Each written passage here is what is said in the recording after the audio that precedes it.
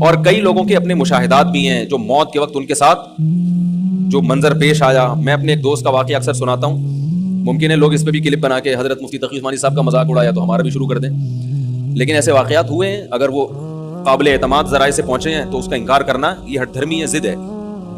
میرے ایک دوست ہیں, بہت پرانے دوست ہیں, 18 سال سے میرا خیال ہے میں ان کو جانتا ہوں, بہت پرہیزگار ہیں. ان کی پرہیزگاری پہ کوئی الحمدللہ لوگ شبہ نہیں کرتے, باقی حقیقت تو اللہ ہی جانتا ہے, کسی کے بارے میں یقینی طور پر تو نہیں کہہ سکتے, لیکن بہت نیک ہیں, ہمارے ساتھ رہے, طالب علم تھے. ان کا ایکسیڈنٹ ہوا اور ایسا ایکسیڈنٹ ان کا ہوا کہ بچنے کی امید نہیں تھی. ہاسپٹل میں آخان ہاسپٹل میں ایڈمٹ ہوئے, 60 بوتلیں خون کی چڑھی ہیں ان کو, 60.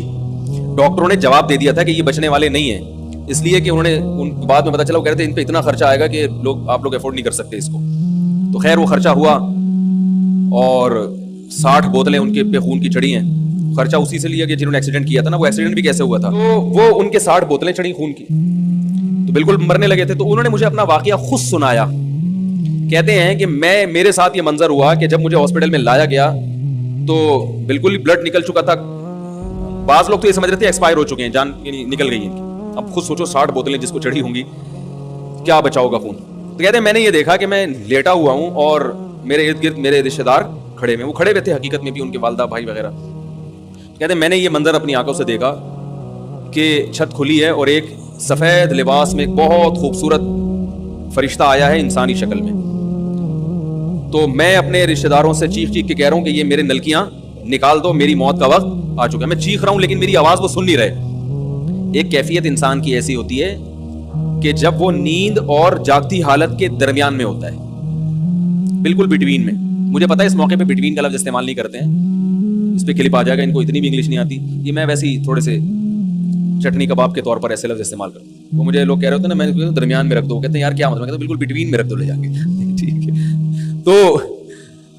تو وہ جو ہے میں نے وہ کہتے ہیں کہ میں بتا رہا تھا کہ ایک حالت ہوتی ہے انسان کی, جاگتی حالت اور خواب کے درمیان میں, جہاں وہ کچھ خواب بھی دیکھ رہا ہوتا ہے اور کچھ اس زندگی سے بھی اس کا تعلق ہوتا ہے. تبھی آپ اس سے کچھ بات پوچھیں گے تو وہ جواب دے گا, مگر الٹے سیدھے جواب دے گا. غنودگی میں نا جواب دینا اس کی علامت ہے کہ وہ آپ کے سوال کو سن رہا ہے, اور غلط جواب دینا اس کی علامت ہے کہ آدھا یہاں ہے آدھا کہیں اور ہے. ایسا ہوتا ہے نا غنودگی میں. تو بعین ہی اسی طرح ہمیں قرآن و سنت سے پتا چلتا ہے کہ انسان کے جب مرنے کا وقت آتا ہے تو ایک کنڈیشن تو یہ ہے کہ پورا اس دنیا میں, ایک کنڈیشن ہے پورا برزخ میں, اور ایک درمیانی کنڈیشن ہوتی ہے جس میں آدھا ادھر ہوتا ہے اور آدھا برزخ میں. یہ سب پر آتی ہے کنڈیشن. یہ وہ وقت ہے جب توبہ قبول نہیں ہوتی. یہ جو قرآن میں آتا ہے نا کہ کیونکہ توبہ قرآن میں آتا ہے اور حدیث میں بھی آتا ہے کہ اس وقت توبہ قبول نہیں ہوتی. حالانکہ اب یہ توبہ قبول ہونا نہ ہونے کی یہ لفظ اس کی علامت ہے کہ کچھ دنیا میں بھی ہے, کیونکہ برزخ میں تو بہرحال توبہ قبول نہیں ہوتی نا. تو پتہ چلا ابھی توبہ کا آپشن ہے اس کے پاس, یعنی آپشن کا مطلب توبہ پر قدرت ہے, کیونکہ ابھی تھوڑا سا اس دنیا میں یہ موجود ہے, لیکن کچھ وہاں جھانکنا شروع کر دیا اس نے. اب چونکہ وہ آخرت کا منظر دیکھ لیتا ہے اپنی آنکھوں سے کہ میں مر کے مٹی نہیں ہو رہا, میں ختم نہیں ہو رہا, بلکہ ایک جہاں سے دوسرے جہاں میں میری روح شفٹ ہو رہی ہے. تو اس وقت جو منظر جب وہ دیکھتا ہے اپنی آنکھوں سے, کچھ یہاں اور کچھ وہاں, تو اس کو سکرات موت کہتے ہیں.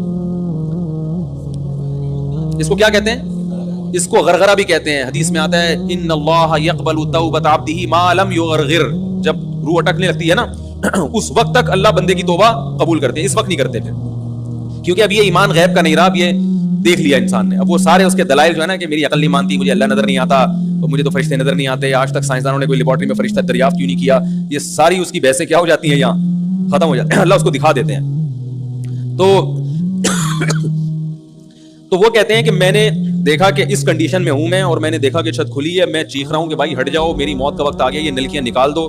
کیوں؟ اور وہ فرشتہ قریب آتا جا رہا ہے. کہہ رہے وہ قریب آتے آتے آتے آتے اس میں خوشبوئیں, بڑا خوبصورت اس کا چہرہ, بڑا نورانی اس کا سفید لباس اس کا. تو کہہ رہے اب دیکھو دینداری ہے نا, تو ہر وقت اللہ کی رضا کی فکر کہ اس موقع پر کیا کرنا ہے. کہہ رہے میں سوچ رہا اس موقع پر نبی کی کیا سنت ہے.